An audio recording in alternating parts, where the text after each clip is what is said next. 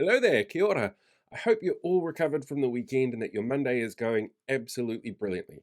I actually took a weekend off, and the only stuff I posted was like pre scheduled, pre written stuff or things that other people had made. It was actually a really nice feeling. And the weekend started by emceeing an event with 1,200 people, which was a little daunting, to be fair, including one of my exes. That was even stranger.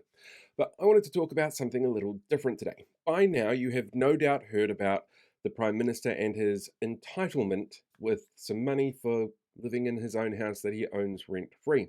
There's been a lot of noise made about this on mainstream media and social media, and nothing I say can add to this at all. It's fascinating the different perspectives that are out there, and I'm sure that in your own bubble of the information that you're getting, you're seeing a whole bunch of different reactions that are coming through around this particular entitlement and just how out of touch it kind of feels for the Prime Minister to do that. It harks back to a video I did last month about CEO's disease, where somebody who works in the corporate world rises so far that they get to a point where people are afraid to say no to them or tell them what's actually happening and sugarcoat everything so they don't get a real picture of what's going on out there. I keep seeing evidence that that might be the case here with Christopher Luxon. But that's also not what I want to talk about today. One of the things I noticed with this discourse around what was going on was it is yet another event that seems to really polarize people. And you get a lot of anger and angst and people butting heads over all sorts of different elements around what's going on. And that's really problematic when it comes to social cohesion, the thing that holds us together, that glues us together as a society. These kind of beliefs and expectations that we all have that things are going to be a certain way for our society to work. Like we have a belief that the police are going to look after us, or that if somebody is sick, they can go to a hospital.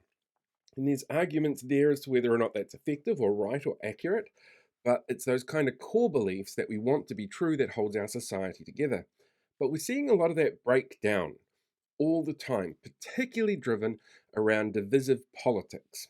So I did some research and I found a great piece of research from an organization called the Center for Media Engagement. They interviewed a whole bunch of people living in various communities from around the United States, some who are very partisan and a couple who are very bipartisan, to ask them how you go about communicating with people who you might not necessarily agree with. And they came up with 5 recommendations. So I'm going to give you what those recommendations are that maybe you can take them on board. So next time you're engaging with, somebody from work or your racist uncle over a holiday lunch, you can have a chat to them in a way that's not going to be divisive or cause anger or get your parents upset about the argument that you caused at lunch. And this is in no way related to a real sample, I promise. Anyway, the first one of these is focusing on people, not on politics.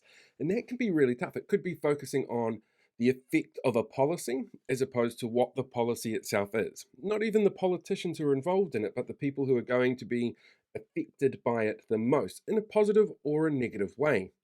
Try and find common ground with the people that you're talking to, because that way you can build a relationship together where you might not necessarily see everything the same, but you can at least see where you're both coming from.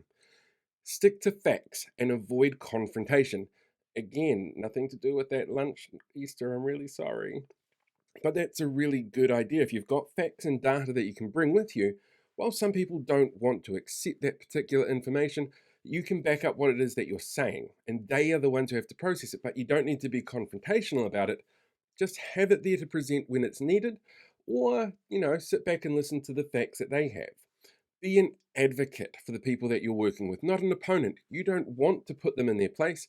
You want to understand how they got to where they are so you can help them get a little bit further. And finally, pick your battles, because you can't win them all. You're never going to win them all. And if you're constantly agitating people, people are going to start turning off to what it is that you're saying. Those 5 simple tips should be enough to just help you start to rebuild some relationships when you're dealing with people who don't agree with you politically. Because if we're constantly fighting and butting heads with people who seem like they are horrible, nasty idiots who have got narcissistic tendencies, who don't understand just how damaging a certain political ideology or action can be, we do still need to work with them, live with them, and reach out and try and find ways to improve the world around all of us.